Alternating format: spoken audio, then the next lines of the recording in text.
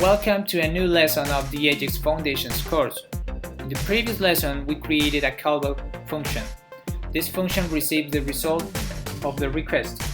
It can be an OK message or a message of fail, but it can be, like in our example, a chunk of HTML. In most of the cases, the server can respond a lot of information, like 100 search results or 50 tweets, etc. For deal with lots of information, it is better to have it structured.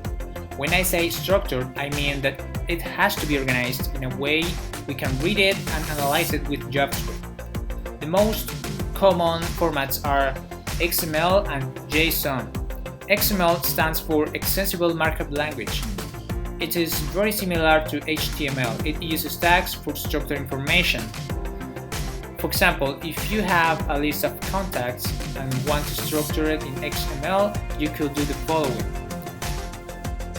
Observe that we can create our own tags.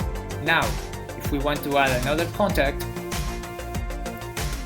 the advantage of structured data is that it will be clear and organized, making it easier for the computer to split that information in useful chunks.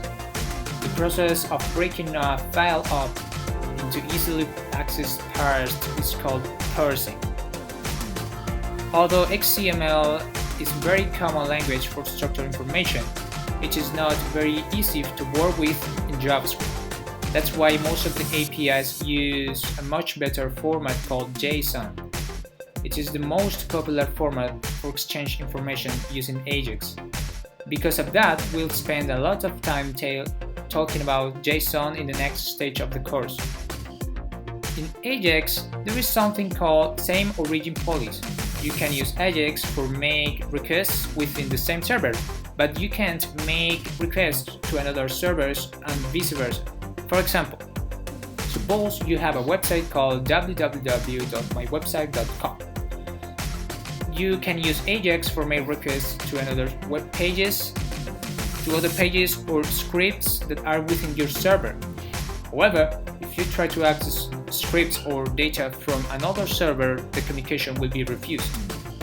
Same happens when the protocols do not match. From HTTP to HTTPS, it is not allowed.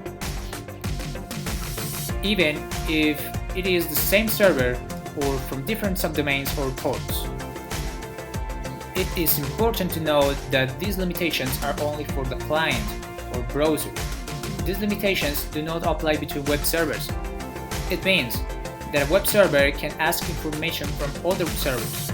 If you have Ruby on Rails application in your server, you can ask information to other web servers. Then we can use AJAX for read and receive information and show it on the page. This is called a web proxy, and it meets the same origin policy. If you liked this video, do not forget to click the like button below. Also, if you want to see more videos, support us by subscribing to our YouTube channel.